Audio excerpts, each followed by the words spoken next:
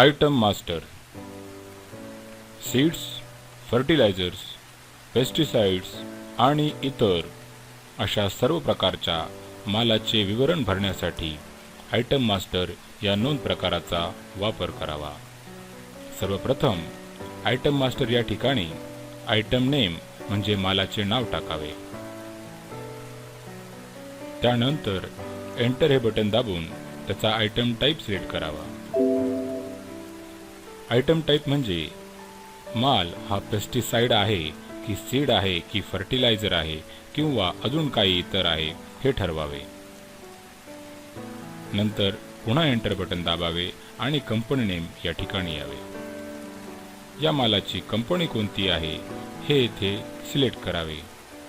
जर company name नवीन असल्यास control ए हे बटन दाबावे आणि ते कंपनी नेम टाइप करून घ्यावे। एंटर बटन दाबून सेव्ह करावे।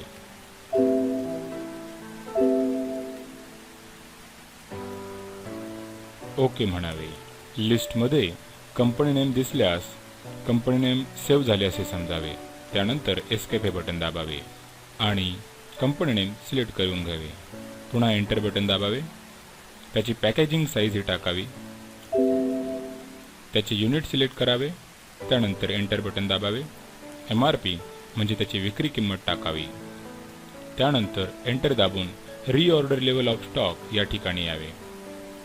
रीऑर्डर लेवल ऑफ स्टॉक दुकानात किंवा गोडाऊनमध्ये कमीत कमी ठेवला जाणारा माल, असा माल संपण्याआधी त्याची परत खरेदीची ऑर्डर देता येते। एंटर दाबून क्रेडिट सेल रेट या ठिकाणी यावे। मालाची उधारीची विक्री किंमत या ठिकाणी टाकावी। एंटर दाबून कॅश सेल रेट या ठिकाणी यावे। या ठिकाणी त्याची रोख विक्री किंमत लिहावी। एंटर दाबून स्टॉक डिटेल्स या ठिकाणी आपण आलो आहे। स्टॉक डिटेल्स म्हणजे सुरुवातीचा साठा। हा सुरुवातीचा साठा आर्थिक वर्ष म्हणजे 1 एप्रिल या दिवशी दुकानात असलेला साठा असे समजावे। क्वांटिटी या ठिकाणी किती नग आपल्या दुकानात शिल्लक आहे हे टाकावे। रेट या ठिकाणी त्याचा परचेसिंग रेट समजावा। एंटर दाबून गोडाऊन या ठिकाणी यावे। त्याचे गोडाऊन सिलेक्ट करावे। पुन्हा एंटर दाबून बॅच नंबर या ठिकाणी आपण आलो आहे, त्याचा बॅच नंबर टाईप करावा। पुन्हा एंटर दाबून एक्सपायरी डेट लिहावी। एंटर दाबून ॲड या बटनावर यावे। पुन्हा एंटर दाबावे। अशा प्रकारे स्टॉक डिटेल्स ॲड झालेला आहे। पुन्हा एंटर दाबावे। सेव्ह या ठिकाणी आपण आलो आहे, पुन्हा एंटर दाबावे आणि हे संपूर्ण विवरण सेव्ह करावे। अशा प्रकारे आपण एका मालाची नोंद केलेली आहे। कंट्रोल F या बटनाचा वापर करून आपण रजिस्टर खोलू शकतो। रजिस्टरमधून तयार केलेल्या मालाच्या विवरणामध्ये काही बदल करावायचा असल्यास तो करता येतो। कंट्रोल F बटन दाबल्यानंतर इथे मालाचे नाव सिलेक्ट करावे। पुन्हा त्या मालाचे रेकॉर्ड इथे आपणास दिसते आहे। हवा तो बदल करावा आणि रेकॉर्ड सेव्ह करावे।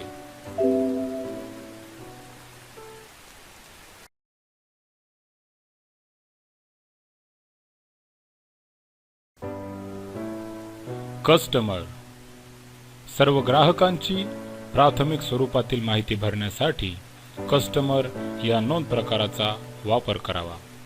सर्वप्रथम अकाउंट नेम या ठिकाणी ग्राहकाचे नाव लिहावे। एंटर दाबून एरिया या ठिकाणी यावे। त्या ठिकाणी त्याचा एरिया सिलेक्ट करावा, अन्यथा कंट्रोल हे बटन दाबून नवीन एरिया क्रिएट करावा। एंटर बटन दाबून सेव्ह करावे। ओके म्हणावे। तयार झालेला एरिया लिस्टमध्ये आला आहे याची खात्री करून एस्केप हे बटन दाबावे। पुन्हा एरिया सिलेक्ट करून घ्यावा। त्यानंतर एंटर हे बटन दाबावे। ओपनिंग बॅलन्स याचा अर्थ कस्टमरची असलेली उधारी किंवा जमा रक्कम येथे टाकावी। ॲड्रेस या ठिकाणी ग्राहकाचा ॲड्रेस टाकावा। नंतर एंटर बटन दाबावे। फोन नंबर या ठिकाणी ग्राहकाचा लँडलाईन नंबर टाकावा। मोबाईल नंबर या ठिकाणी मोबाईल नंबर टाकावा। CST रजिस्ट्रेशन नंबर या ठिकाणी सेल्स टॅक्स रजिस्ट्रेशन नंबर अथवा व्हॅट नंबर टाकावा. एंटर दाबून पुढे यावे. जर ग्राहक राज्याबाहेरील असल्यास आउट ऑफ स्टेट या ठिकाणी येस म्हणावे, अन्यथा नो म्हणावे. एंटर दाबून पुढे यावे. जर ग्राहक टॅक्स फ्री एरियामधील असल्यास येस म्हणावे, अन्यथा नो म्हणावे. त्यानंतर एंटर दाबून पुढे यावे. ग्राहकाकडे जाणारा सेल्समन या ठिकाणावर निवडावा, अन्यथा कंट्रोल ए करून तो सेल्समन तयार करून घ्यावा. ग्राहकाचे बँक अकाउंट नंबर येथे टाकावे.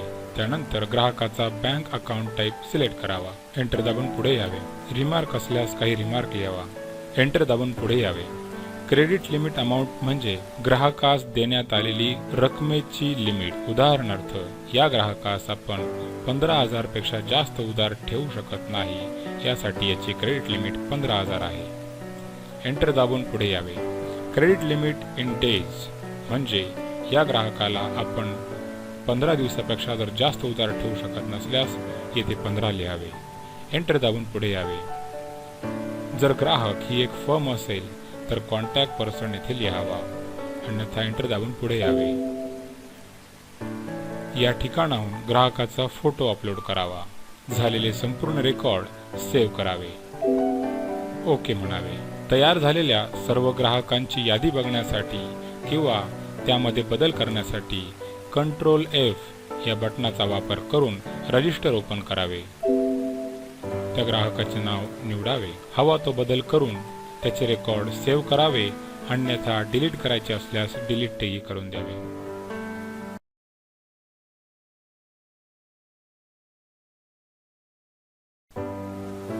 सप्लायर सर्व पुरवठादार कंपन्या आणि फर्म्स यांची प्राथमिक स्वरूपातील माहिती या ठिकाणी भरता येते. सुरुवातीला अकाउंट नेम येथे सप्लायरचे नाव टाकावे. त्यानंतर एंटर हे बटन दाबावे. सप्लायरचा एरिया सिलेक्ट करावा, अन्यथा तो टाईप करून घ्यावा. एंटर दाबून सेव्ह करावे. ओके म्हणावे. लिस्टमध्ये एरिया ॲड झाला आहे याची खात्री करून एस्केप हे बटन दाबावे. तो एरिया निवडून घ्यावा. एंटर दाबून पुढे यावे. ओपनिंग बॅलन्स याचा अर्थ सप्लायरकडे असलेली उधारी अथवा जमा रक्कम येथे टाकावी. काही नसल्यास एंटर मारून पुढे यावे. सप्लायरचा ॲड्रेस येथे टाकावा.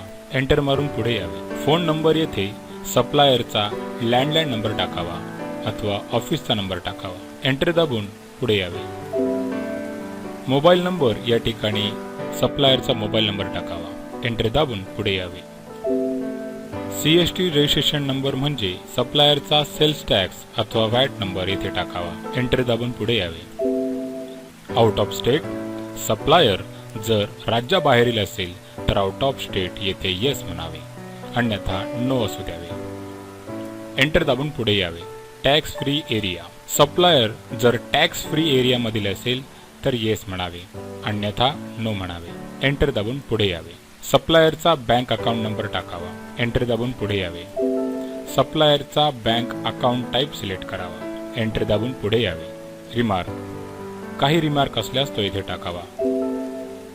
कॉन्टॅक्ट पर्सन येथे सप्लायर कंपनीच्या मालकाचे नाव अथवा कॉन्टॅक्ट पर्सनचे नाव लिहावे. त्यानंतर सेव्ह या बटनावर जाऊन एंटर दाबावे. ओके म्हणावे. तयार केलेल्या सप्लायरची लिस्ट पाहण्यासाठी कंट्रोल F या बटनाचा वापर करावा. लिस्टमधून सप्लायरचे नाव सिलेक्ट करावे. हवा तो बदल करून सेव्ह करावे, अन्यथा डिलीट करायचे असल्यास डिलीट करावे.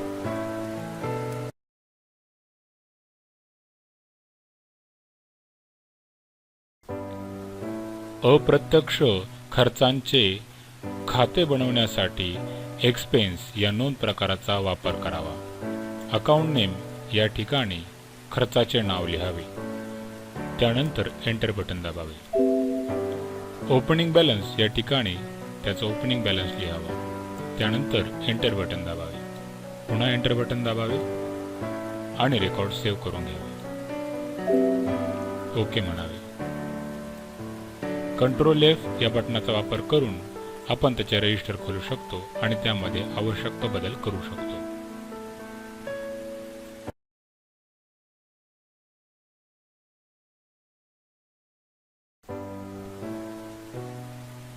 बँक या नोंद प्रकारात आपल्या व्यवसायाच्या सर्व बँक खात्यांची नोंद येथे करता येते.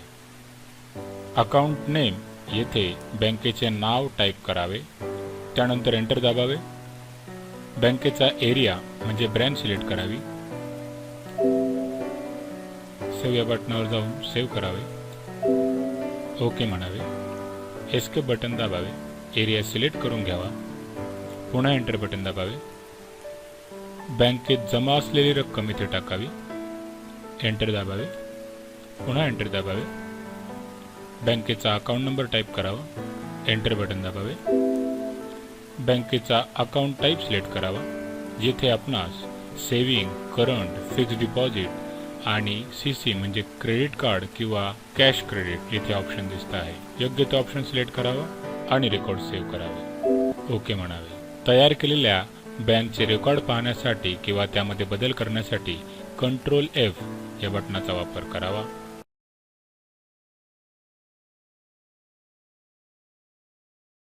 Bank loan. आपण घेतलेल्या सर्व प्रकारच्या बँक लोनची प्राथमिक स्वरूपातील माहिती या नोंद प्रकारात होते. सर्वप्रथम ज्या बँकेचे आपण लोन घेतले आहे त्याचे नाव अकाउंट नेम या ठिकाणी लिहावे. त्यानंतर एरिया सिलेक्ट करावा. ओपनिंग बॅलन्स या ठिकाणी आपण घेतलेली लोनची रक्कम किंवा शिल्लक राहिलेली लोनची रक्कम टाकावी. एंटर दाबून पुढे यावे. पुन्हा एंटर दाबून पुढे यावे. बँक अकाउंट नंबर या ठिकाणी अकाउंट नंबर टाकावा. एंटर मारून पुढे यावे. बँक अकाउंट टाईप या ठिकाणी लोनचा प्रकार निवडावा. येथे कॅश क्रेडिट म्हणजे सीसी, हायपोथिकेशन याचा अर्थ घर, कार यांसारख्या कोणत्याही वस्तूवर घेतलेले लोन. एंटर बटन दाबून रेकॉर्ड सेव्ह करून घ्यावे. ओके म्हणावे. कंट्रोल F या बटनाचा वापर करून आपण बँक लोन याचे रजिस्टर खोलू शकतो आणि हवा तो चेंज करू शकतो.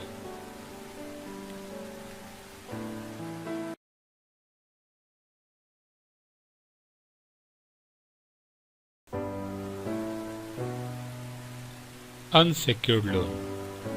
सावकारी कर्ज अथवा मित्राकडून घेतलेली उधार अशा अनसेक्युर्ड लोन्सची नोंदणी करण्यासाठी या नोंद प्रकाराचा वापर करावा. अकाउंट नेम येथे सावकाराचे अथवा त्या मित्राचे नाव टाईप करावे. एंटर दाबून पुढे यावे. त्याचा एरिया सिलेक्ट करावा. एंटर दाबून पुढे यावे. ओपनिंग बॅलन्स या ठिकाणी कर्जाची रक्कम अथवा शिल्लक कर्जाची रक्कम टाकावी.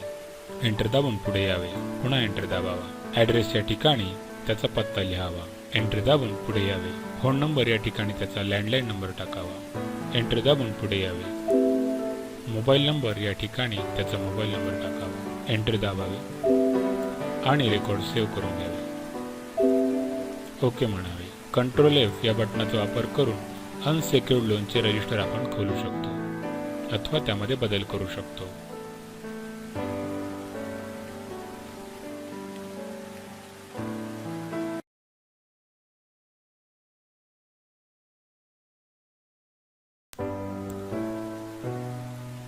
एम्प्लॉई. आपल्याकडे काम करणाऱ्या सर्व प्रकारच्या एम्प्लॉईंची प्राथमिक नोंद येथे करावी. अकाउंट नेम या ठिकाणी एम्प्लॉईचे नाव लिहावे. एंटर दाबून पुढे यावे. त्याचा एरिया सिलेक्ट करावा. एंटर दाबून पुढे यावे. ओपनिंग बॅलन्स या ठिकाणी त्याला दिलेली जमा रक्कम किंवा त्याकडे असलेली रक्कम इथे टाकावी. अन्यथा एंटर दाबून पुढे यावे. पुन्हा एंटर दाबावे. ॲड्रेस या ठिकाणी एम्प्लॉईचा ॲड्रेस टाकावा. एंटर दाबून पुढे यावे. फोन नंबर या ठिकाणी त्याचा घरचा लँडलाईन नंबर टाकावा. एंटर दाबून पुढे यावे. मोबाईल नंबर या ठिकाणी त्याचा मोबाईल नंबर टाकावा. एंटर दाबून पुढे यावे. बँक अकाउंट नंबर येथे त्याचा बँकेचा अकाउंट नंबर टाकावा. एंटर दाबून पुढे यावे. बँक अकाउंट टाईप या ठिकाणी त्याचा बँकेचा अकाउंट टाईप निवडावा. एंटर दाबून पुढे यावे. रिमार्क या ठिकाणी अधिक माहिती लिहावी. डेट ऑफ बर्थ येथे त्याची जन्मतारीख लिहावी. एंटर दाबून पुढे यावे. डेट ऑफ जॉईनिंग येथे त्याने ज्या तारखेपासून आपल्याकडे काम करण्यास सुरुवात केली आहे ते लिहावे. एंटर दाबून पुढे यावे. त्याचे बेसिक मंथली पेमेंट लिहावे. एंटर दाबून पुढे यावे. त्याचे क्वालिफिकेशन लिहावे. एंटर दाबून पुढे यावे. त्याचे डेसिग्नेशन लिहावे. एंटर दाबून पुढे यावे. त्याचे डिपार्टमेंट सिलेक्ट करावे. एंटर दाबून पुढे यावे. त्याचा फोटो असल्यास फोटो सिलेक्ट करावा आणि रेकॉर्ड सेव्ह करावे. ओके म्हणावे. कंट्रोल F या बटनाचा वापर करून आपण एम्प्लॉईचे रजिस्टर बघू शकतो अथवा त्यामध्ये बदल करू शकतो.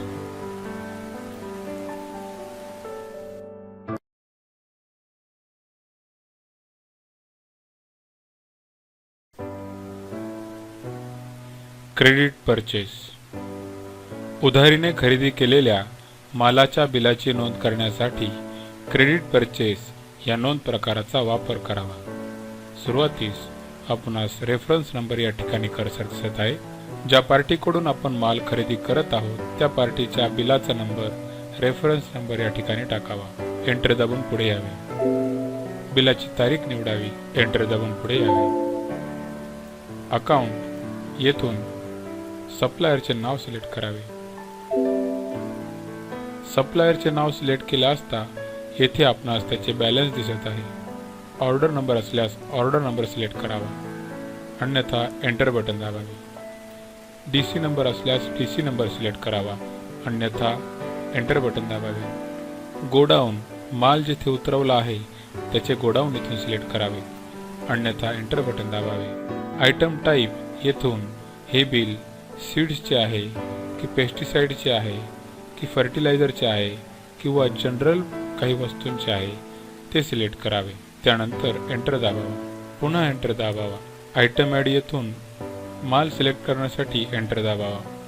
मालाचे नाव येथून सिलेक्ट करावे. स्टॉक डिटेल्स येथे आपणास उपलब्ध असलेला माल दिसत आहे. खरेदी करत असलेल्या मालाची बॅच नंबर इथे लिहावा. एंटर दाबावे. त्याची एक्सपायर डेट टाकावी. एंटर दाबावे. त्याची क्वांटिटी लिहावी. पुन्हा एंटर दाबावे.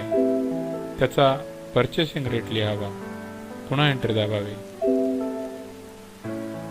पुन्हा एंटर दाबावे. ॲड या बटनावर गेल्यानंतर पुन्हा एकदा एंटर बटन दाबावे. अशा प्रकारे माल ॲड झालेला आहे. पुन्हा एंटर बटन दाबावे. बिलामध्ये अजून कोणता माल ॲड करायचा असल्यास सिलेक्ट करावा, अन्यथा एस्केप हे बटन दाबावे. कॅश पेड या ठिकाणी आपणास कर्सर दिसत आहे. येथून बिलामध्ये काही कॅश पेड केली असेल तर ती लिहावी, अन्यथा एंटर बटन दाबावे आणि रेकॉर्ड सेव्ह करून घ्यावे. ॲड अनदर डिटेल्स या ठिकाणावरून काही अधिक माहिती जर आपल्यास लिहायची असल्यास ते येथून आपण लिहू शकतो. त्यानंतर रेकॉर्ड सेव्ह करून घ्यावे. ओके म्हणावे. Do you want to print असा मेसेज आल्यास आपल्यास प्रिंट घ्यायची असल्यास येस म्हणावे, अन्यथा नो म्हणावे. येस म्हटल्यानंतर प्रिंट A4 साईज म्हणजे फुल पेज हवी की हाफ पेज हवी किंवा रिसीट साईजमध्ये हवी असे 3 प्रकारचे ऑप्शन्स आपणास दिसतील. हव्या त्या साईजवर आपण क्लिक करावे. येथे आपणास एक सॅम्पल प्रिंट दिसेल.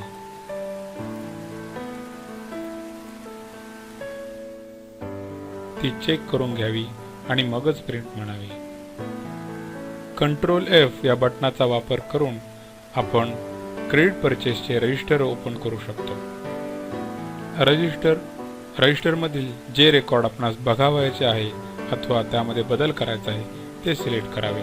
ज्या ठिकाणी बदल करायचा आहे त्यावर क्लिक करावे आणि F2 ही फंक्शन की दाबावी. हवा तो बदल करावा.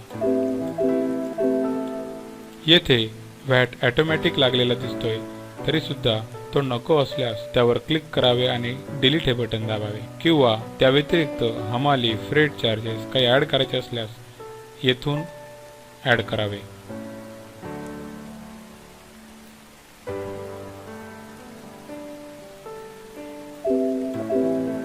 केलेला बदल हा सेव्ह करावा आणि ओके म्हणावे.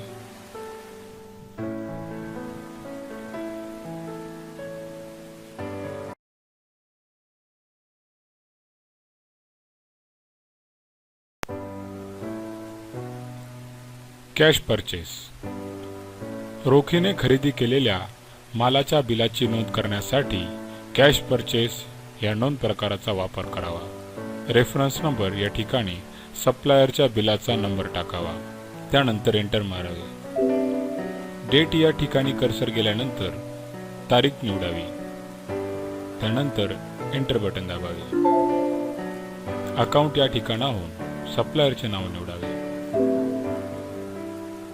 व्यवहार रोख असल्याने शक्यतो कॅश इन हँड हेच अकाउंट निवडावे.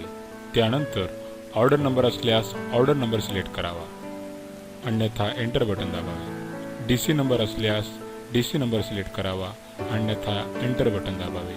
मालाचे गोडाऊन निवडावे. आयटम टाईप या ठिकाणाहून बिलाचा प्रकार निवडावा. फर्टिलायझर, सीड्स, पेस्टिसाइड आणि जनरल या ऑप्शनमधून योग्य तो पर्याय निवडावा.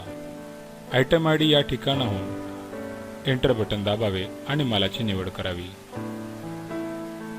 येथून त्याचा बॅच नंबर टाकावा. त्यानंतर पुन्हा एंटर बटन दाबावे. एक्सपायरी डेट टाकावी. नंतर एंटर बटन दाबावे. त्याची क्वांटिटी लिहावी. नंतर एंटर बटन दाबावे. रेट लिहावा. एंटर बटन दाबावे आणि रेकॉर्ड ॲड करावे. पुन्हा एंटर बटन दाबावे. अजून काही माल ॲड करायचा असल्यास तो येथून करावा, अन्यथा एस्केप हे बटन दाबावे. कॅश पेड येथे पूर्ण रक्कम दिसते आहे. त्यानंतर एंटर बटन दाबावे आणि रेकॉर्ड सेव्ह करून घ्यावे. ओके म्हणावे. बिलाची प्रिंट द्यायची असल्यास येस म्हणावे. अधिक माहितीसाठी क्रेडिट परचेसचा व्हिडिओ बघावा.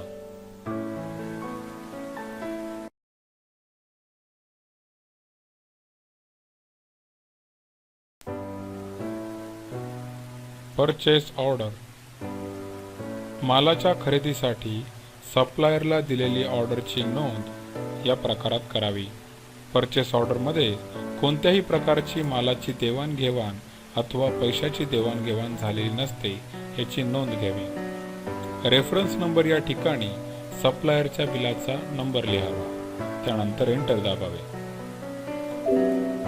तारीख निवडावी आणि एंटर दाबावे. अकाउंट या ठिकाणाहून सप्लायरचे नाव निवडावे.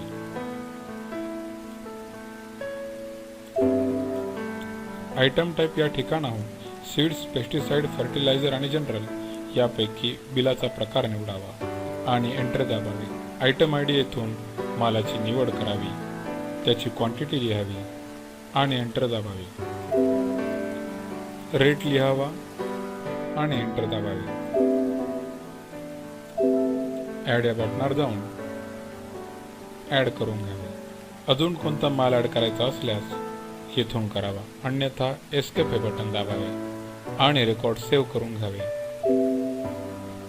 ओके म्हणावे. परचेस ऑर्डरची प्रिंट घेण्यासाठी येस म्हणावे, अन्यथा नो म्हणावे.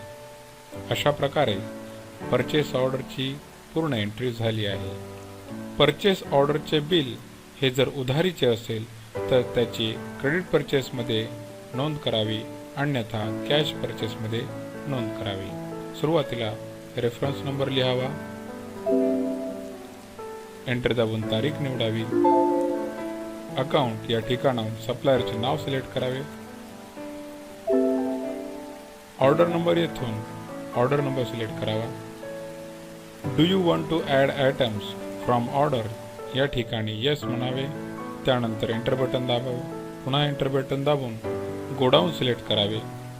आयटम टाईप येथून बिलाचा प्रकार निवडावा. सीड्स, पेस्टिसाइड्स, फर्टिलायझर आणि जनरल यापैकी आणि रेकॉर्ड सेव्ह करून घ्यावे. अशा प्रकारे आपण परचेस ऑर्डरही तयार केले आहे आणि परचेस ऑर्डरचे बिलही तयार केले आहे.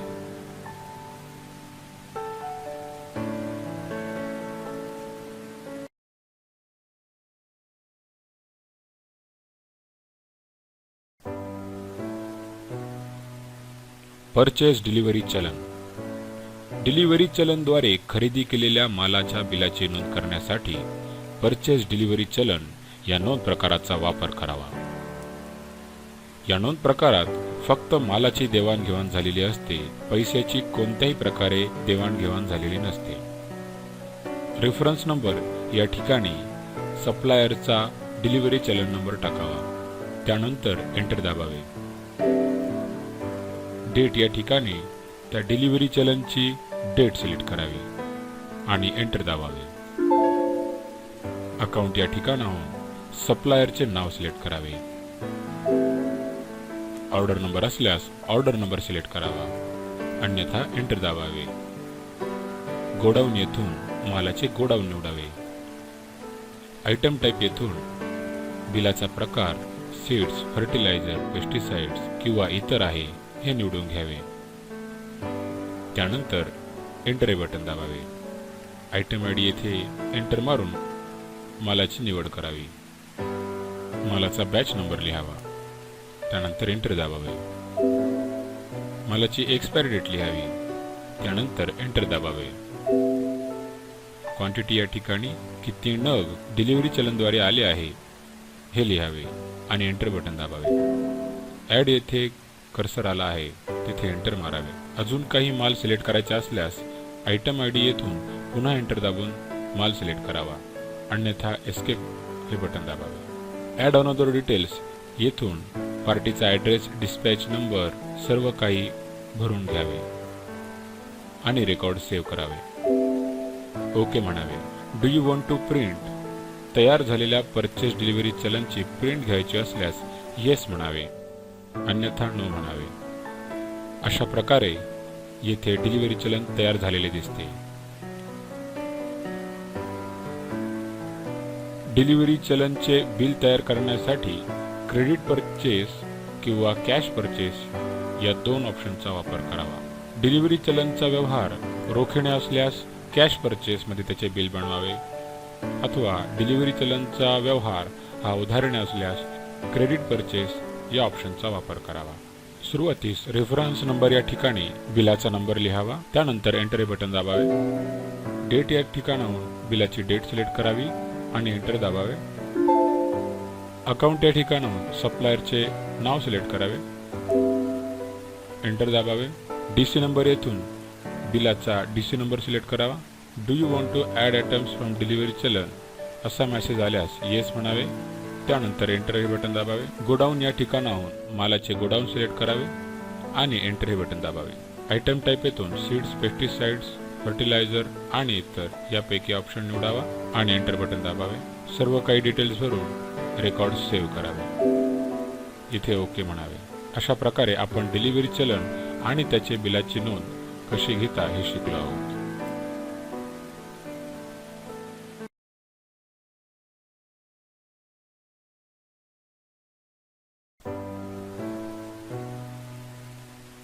कोटेशन. विक्री होणाऱ्या मालाचे एस्टिमेट ग्राहकाला देण्यासाठी कोटेशन या नोंद प्रकाराचा वापर करावा. सुरुवातीला रेफरन्स नंबर येथे कोटेशन बुक मधील कोटेशन नंबर येथे लिहावा. एंटर दाबून तारीख सिलेक्ट करावी. पुन्हा एंटर दाबावे. अकाउंट येथून ग्राहकाचे नाव सिलेक्ट करावे. आयटम टाईप येथून सीड, पेस्टिसाइड, फर्टिलायझर आणि जनरल यापैकी कोणते बिल द्यायचे आहे ते सिलेक्ट करावे. आयटम आयडी येथून एंटर हे बटन दाबावे. मालाचे नाव सिलेक्ट करावे. क्वांटिटी लिहावी आणि एंटर हे बटन दाबावे. त्याचा विक्रीचा रेट सुनिश्चित करावा आणि एंटर बटन दाबावे. ॲड या बटनावर जाऊन तो माल ॲड करून घ्यावा. अजून दुसरा माल ॲड करायचा असल्यास तो करावा, अन्यथा एस्केप हे बटन दाबावे.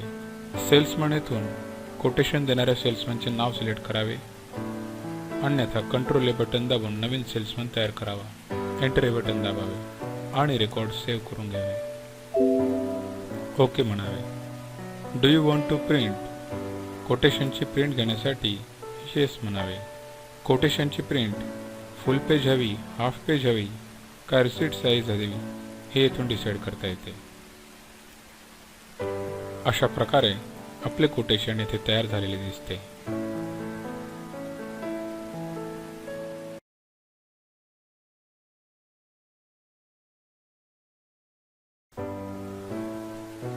Credit sale. उधारीने विक्री केलेल्या मालाच्या बिलाची नोंद करण्यासाठी क्रेडिट सेल या नोंद प्रकाराचा वापर करावा. रेफरन्स नंबर येथे विक्री बिलाचा नंबर लिहावा. त्यानंतर एंटर हे बटन दाबावे.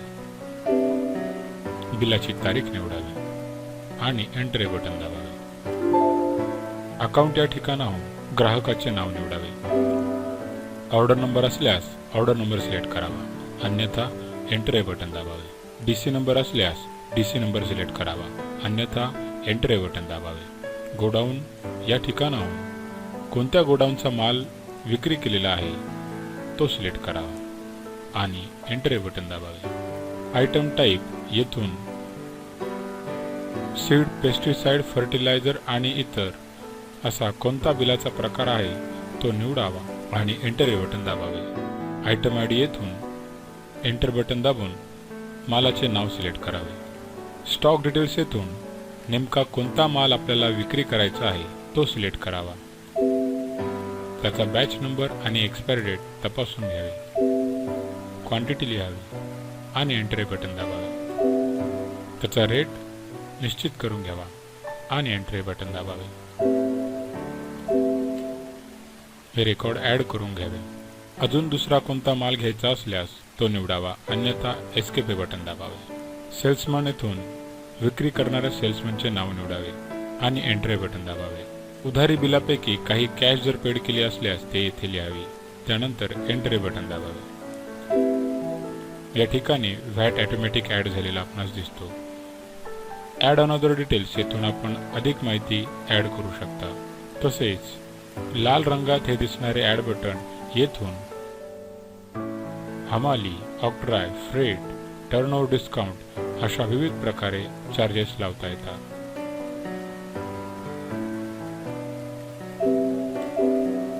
संपूर्ण बिल तयार झाल्यानंतर सेव्ह या बटनावर क्लिक करावे. ओके म्हणावे. Do you want to print? बिलाची प्रिंट घेण्यासाठी येस म्हणावे. बिल 3 साईजमध्ये आपणास येथे दिसते. फुल पेज, हाफ पेज आणि रिसिट साईज. योग्य तो प्रकार निवडावा. अशा प्रकारे आपले उधारीचे विक्री बिल तयार झालेले आहे. तयार केलेल्या विक्री बिलांचे रजिस्टर पाहण्यासाठी कंट्रोल F या बटनाचा वापर करावा आणि रजिस्टर ओपन करावे. हवे ते बिल सिलेक्ट करावे. त्यामध्ये हवा तो बदल करून घ्यावा. ज्या आयटम्समध्ये काही बदल करायचा आहे तो सिलेक्ट करावा आणि F2 ही फंक्शन की दाबावी. हवा तो बदल करावा आणि सेव्ह करावे.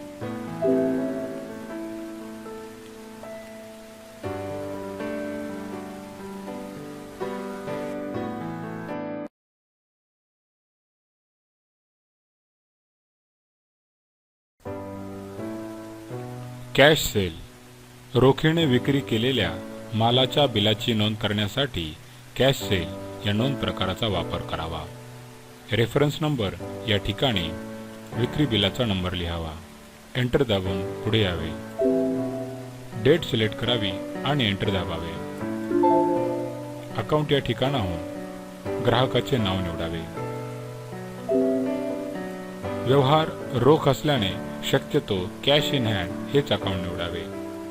ऑर्डर नंबर असल्यास ऑर्डर नंबर सिलेक्ट करावे, अन्यथा एंटर बटन दाबावे. डीसी नंबर असल्यास डीसी नंबर सिलेक्ट करावे, अन्यथा एंटर बटन दाबावे.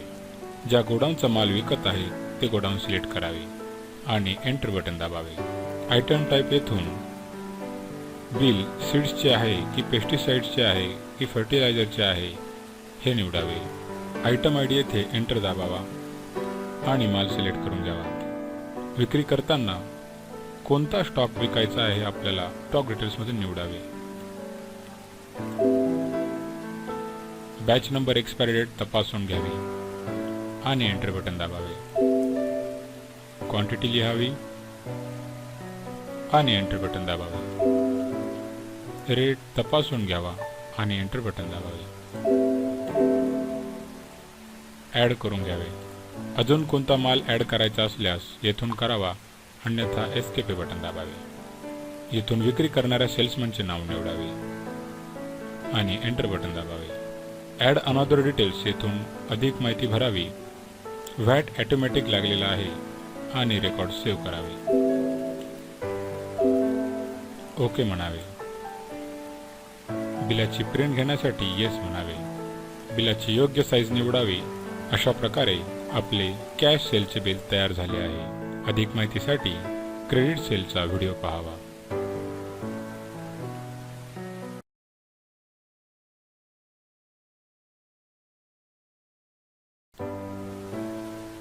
Sale order. ग्राहकाने ऑर्डर केलेल्या मालाची नोंद सेल ऑर्डर येथे केली जाते. रेफरन्स नंबर येथे ऑर्डर बुक मधील नंबर लिहावा. एंटर दाबून पुढे यावे. तारीख सिलेक्ट करून एंटर दाबावे.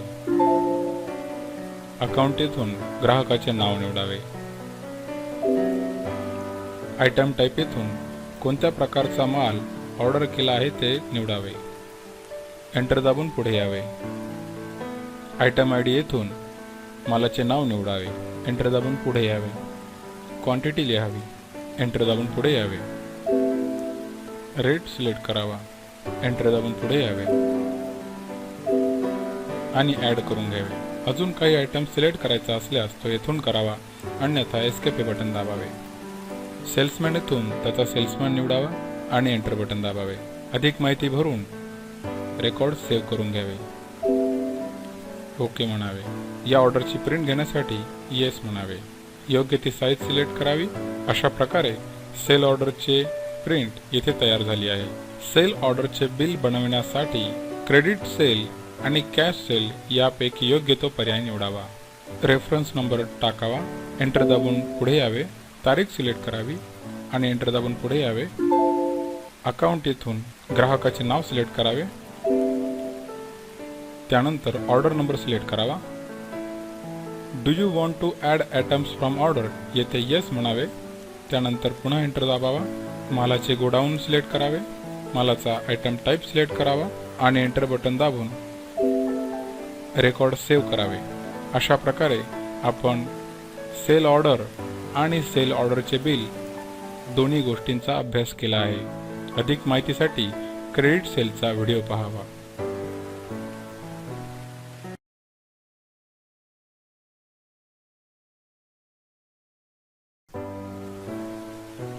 सेल डिलिव्हरी चलन.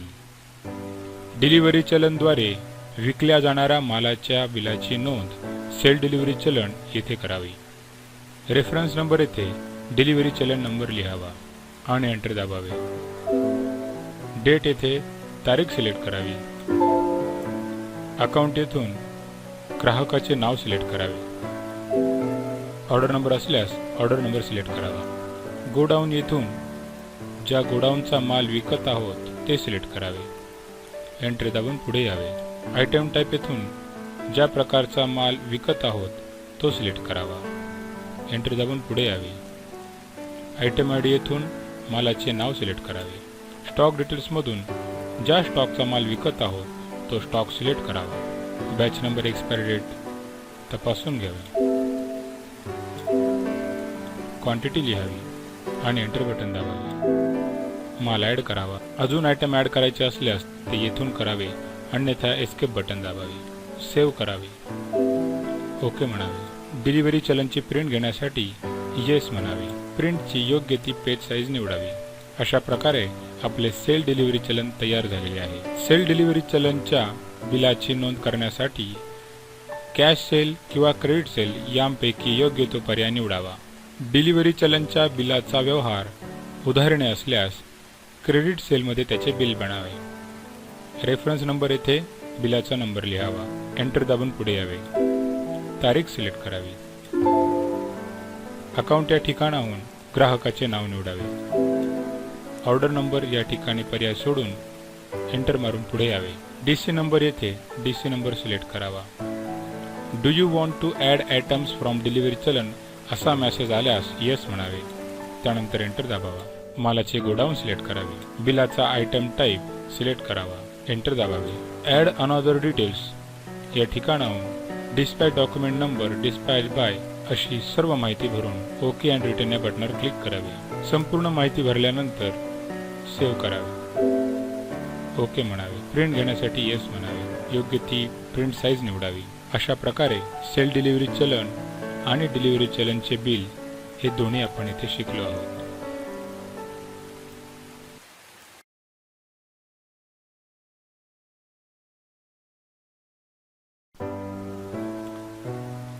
पेमेंट. सप्लायर किंवा कामगार यासारख्या पार्टींना पेमेंट करण्यासाठी पेमेंट या नोंद प्रकाराचा वापर करावा. सुरुवातीस रेफरन्स नंबर या ठिकाणी व्हाउचर नंबर टाकावा. त्यानंतर एंटर हे बटन दाबावे. पेमेंटची तारीख सिलेक्ट करावी. पेमेंट जर कॅश असेल तर या ठिकाणी कॅश हे सिलेक्ट करावे आणि एंटर बटन दाबावा. अकाउंट या ठिकाणी ज्या पार्टीला पेमेंट करायचे आहे त्या पार्टीचे नाव सिलेक्ट करावे. या ठिकाणी आपणास बॅलन्स दिसत आहे. हवी ती रक्कम लिहावी आणि एंटर बटन दाबावे. नरेशन लिहावे आणि एंटर बटन दाबावे. सेव्ह करावे. ओके म्हणावे. पेमेंटची प्रिंट घेण्यासाठी do you want to print voucher येथे येस म्हणावे. अशा प्रकारे कॅश पेमेंटचे येथे एंट्री आपण बघितली आहे. पेमेंट जर बँकद्वारे केले असेल तर सुरुवातीस रेफरन्स नंबर या ठिकाणी वाउचर नंबर लिहावा. एंटर दाबून पुढे यावे. डेट या ठिकाणी तारीख सिलेक्ट करावी. एंटर दाबून पुढे यावे. कॅश किंवा बँक या ठिकाणी बँक सिलेक्ट करावे. एंटर दाबून पुढे यावे. अकाउंट या ठिकाणाहून ज्या पार्टीला पेमेंट करायचे आहे त्या पार्टीचे नाव सिलेक्ट करावे. दिलेली रक्कम येथे लिहावी. Enter button दाबावे. नरेशन लिहावे आणि एंटर बटन दाबावे. या ठिकाणी डिफॉल्ट बँक दिलेली आहे. जर दुसरी बँक सिलेक्ट करायची असेल तर बँकेचे अकाउंट येथे एंटर मारावा. हवी ती बँक सिलेक्ट करून घ्यावी. ॲड रिमाइंडर येथून त्या पेमेंटचा जर काही रिमाइंडर आपल्याला सेट करायचा असेल तो करता येतो. अन्यथा सेव्ह बटनावर क्लिक करावे आणि रेकॉर्ड सेव्ह करून घ्यावे. कंट्रोल F या बटनाचा वापर करून पेमेंटचे रजिस्टर खोलता येते. हव्या त्या रेकॉर्डमध्ये बदल करण्यासाठी ते रेकॉर्ड सिलेक्ट करावे आणि एंटर बटन दाबावे. हवा तो बदल करून सेव्ह म्हणावे. रेकॉर्ड डिलीट करायचे असल्यास डिलीट या बटनावर क्लिक करावे. प्रिंट घेण्यासाठी प्रिंट यावर क्लिक करावे.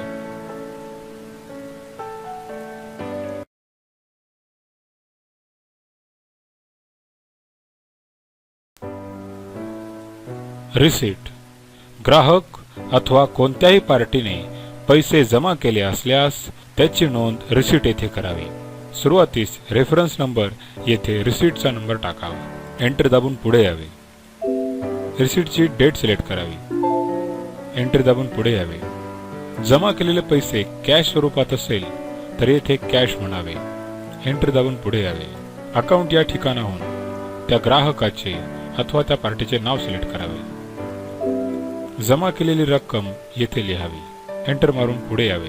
नरेशन येथे नरेशन लिहावे. एंटर मारून पुढे यावे आणि रेकॉर्ड सेव्ह करून घ्यावे. ओके म्हणावे. तयार केलेल्या रिसीटचे प्रिंट काढण्यासाठी येथे येस म्हणावे. अशा प्रकारे आपली कॅश रिसीट तयार झालेली आहे. जमा केलेले पैसे चेक, डीडी, RTGS अशा बँक ट्रान्झॅक्शन स्वरूपात असेल तर सुरुवातीस रेफरन्स नंबर येथे रेफरन्स नंबर टाकावा. एंटर दाबून पुढे यावे.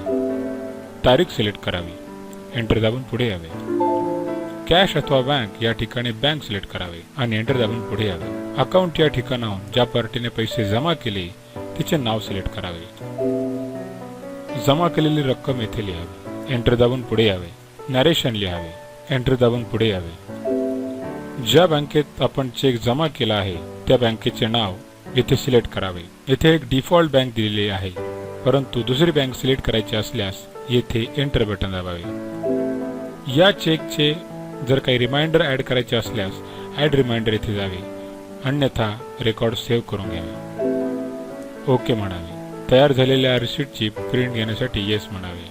अशा प्रकारे रिसीट तयार झालेली आहे. रिसीटचे रजिस्टर ओपन करण्यासाठी कंट्रोल F या बटनाचा वापर करावा. ज्या एंट्रीमध्ये बदल करायचा आहे तिला सिलेक्ट करावे. हवा तो बदल करावा आणि सेव्ह म्हणावे. जर रेकॉर्ड डिलीट करायचे असेल तर डिलीट या बटनावर क्लिक करावे.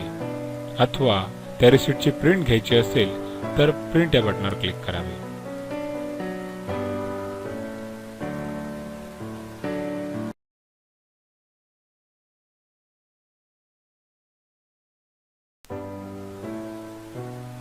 PT cash entry. किरकोळ खर्चाची नोंद ठेवण्यासाठी पीटी कॅश एंट्री या नोंद प्रकाराचा वापर करावा. सर्वप्रथम तारीख सिलेक्ट करावी. त्यानंतर एंटर बटन दाबावे. पर्टिक्युलर येथे खर्चाचे पर्टिक्युलर लिहावे. त्यानंतर एंटर बटन दाबावे. रक्कम लिहावी. पुन्हा एंटर बटन दाबून ऍड करून घ्यावे. पुन्हा अजून काही पर्टिक्युलर लिहायचे असल्यास ते लिहावे. एंटर बटन दाबून पुढे यावे. रक्कम लिहावी आणि ऍड करावे. सेव्ह या बटनावर जाऊन एंट्री सेव्ह करून घ्यावी. ओके म्हणावे.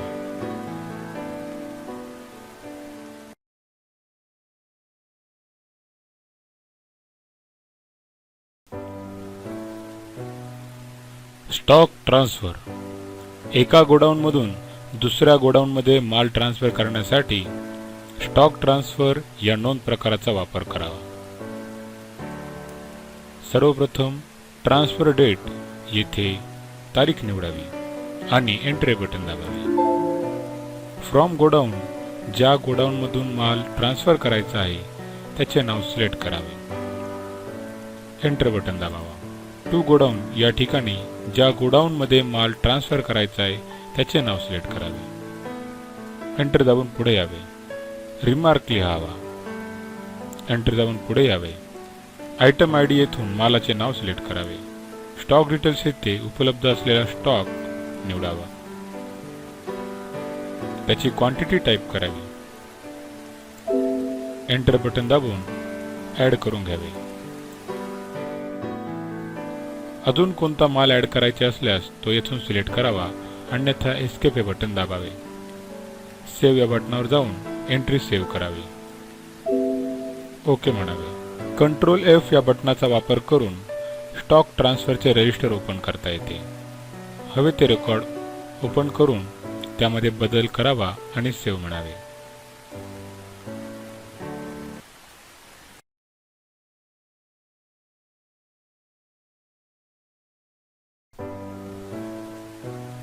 Unit convert. एका युनिटचे दुसऱ्या युनिटमध्ये रूपांतर करण्यासाठी युनिट कन्व्हर्ट याचा उपयोग केला जातो आणि लूज क्वांटिटी विक्रीमध्ये याचा उपयोग होतो. सर्वप्रथम डेट सिलेक्ट करावी आणि एंटर दाबून पुढे यावे. गोडाऊन सिलेक्ट करावे आणि एंटर दाबून पुढे यावे. ज्या मालाचे युनिट चेंज करायचे आहेत त्या मालाचे नाव सिलेक्ट करावे. त्याचा स्टॉक सिलेक्ट करावा. क्वांटिटी टाकावी आणि एंटर बटन दाबावे. पुन्हा एंटर बटन दाबावे. टू आयटम या ठिकाणी ज्या युनिटमध्ये रूपांतर करायचे आहे ते सिलेक्ट करावे. क्वांटिटी टाईप करावी आणि सेव्ह करावे. या ठिकाणी आपण एक युरिया गोणी म्हणजे 100 किलोची एक गोणी तिचे 100 किलोमध्ये रूपांतर केले आहे. अशा प्रकारे आपण लूज क्वांटिटीची विक्री करू शकतो.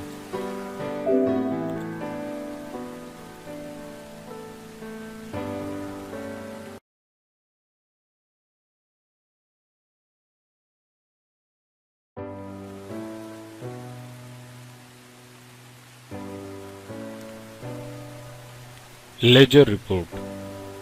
सर्व प्रकारच्या खात्यांचा अहवाल पाहण्यासाठी लेजर रिपोर्ट या रिपोर्टचा वापर करावा. उदाहरणार्थ customer, supplier, bank, employee. Account या ठिकाणाहून पार्टीचे नाव निवडावे.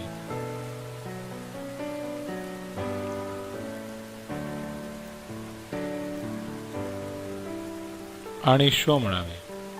येथे आपणास त्या पार्टीचे संपूर्ण लेजर दिसते आहे. प्रिंट घ्यायची असल्यास प्रिंट या बटनावर क्लिक करावे. एखादे ट्रान्झॅक्शन डिलीट करायचे असल्यास ते ट्रान्झॅक्शन सिलेक्ट करावे आणि डिलीट हे बटन दाबावे. कंट्रोल X याद्वारे आपण हा रिपोर्ट एक्सेल शीटमध्ये घेऊ शकतो.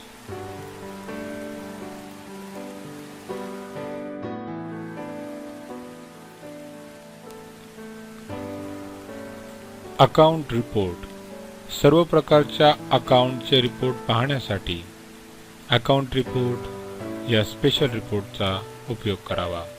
अकाउंट टाईप येथून कस्टमर, सप्लायर, बँक अकाउंट असे विविध प्रकारचे अकाउंट टाईप दिले आहेत.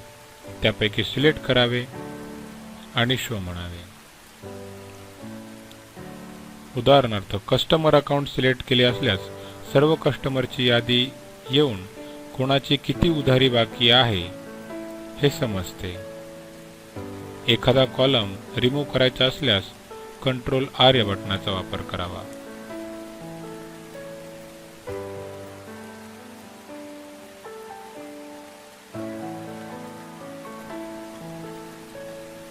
व्हॅट रिपोर्ट व्हॅटचा अहवाल पाहण्यासाठी व्हॅट रिपोर्टचा उपयोग करावा.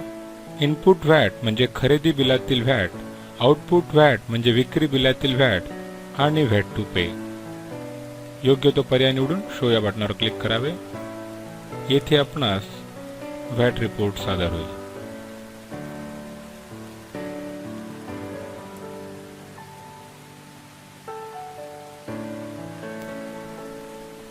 पेटी कॅश रिपोर्ट किरकोळ होणाऱ्या खर्चाचा अहवाल पाहण्यासाठी पेटी कॅश रिपोर्टचा वापर करावा. पर्टिक्युलर येथून नाव निवडावे आणि शो म्हणावे. त्या पर्टिक्युलरचा संपूर्ण अहवाल येथे आपणास सादर होईल.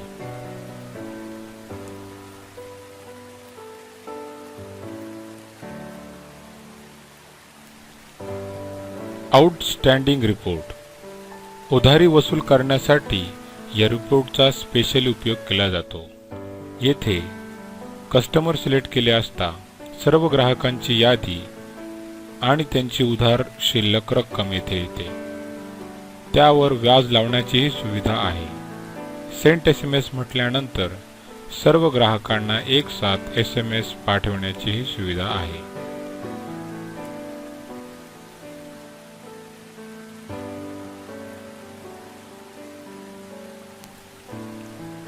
ओपनिंग स्टॉक रिपोर्ट 1 एप्रिल या तारखेस जो दुकानात उपलब्ध स्टॉक आहे त्याची माहिती येथून मिळते.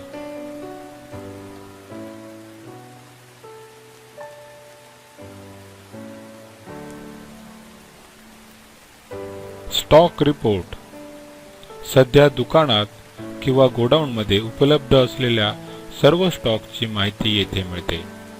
या ठिकाणी item code, brand name, item description, item type याद्वारा सॉर्टिंग करता येते. तसेच गोडाऊन आणि बॅच नंबर याद्वाराही फाइंड करता येते.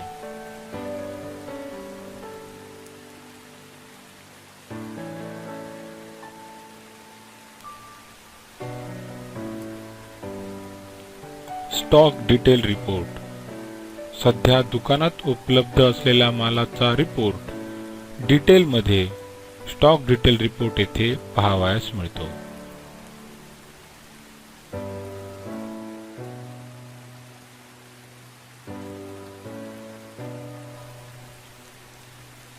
रीऑर्डर लेवल स्टॉक रिपोर्ट या रिपोर्टमधून खरेदी करावयास आलेला माल अथवा संपत आलेला माल याची माहिती मिळते जो पुन्हा खरेदी करायला हवा.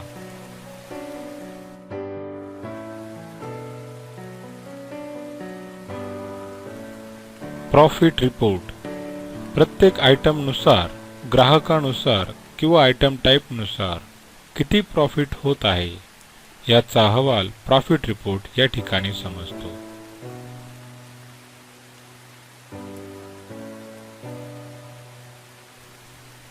सेल परचेस रिपोर्ट येथून आपल्याला कोणत्या महिन्यात परचेस किंवा सेल किती प्रमाणात होतोय हे ग्राफिकली समजते.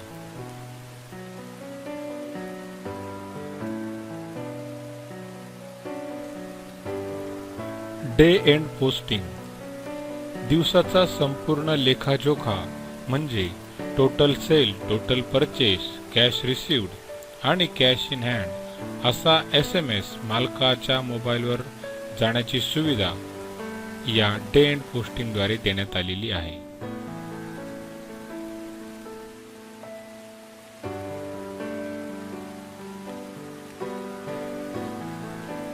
प्राइस लिस्ट दुकानात उपलब्ध असलेल्या सर्व प्रकारच्या मालांची प्राइस येथे आपणास पाहावयास मिळते.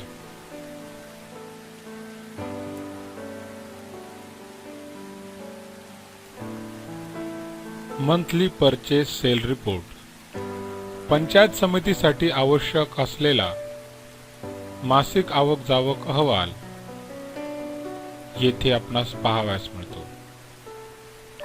सर्वप्रथम महिना निवडावा, त्यानंतर आयटम टाइप सिलेक्ट करावा आणि शो या बटनावर क्लिक करावे. अशा प्रकारे येथे मंथली परचेस सेल रिपोर्ट तयार झालेला आहे.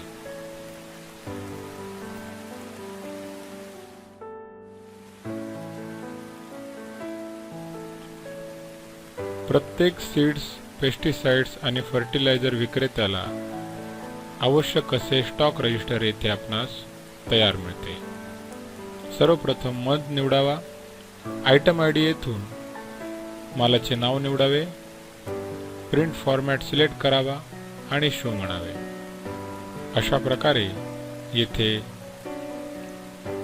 टाटा रोगर याचे स्टॉक रजिस्टर तयार झाले आहे.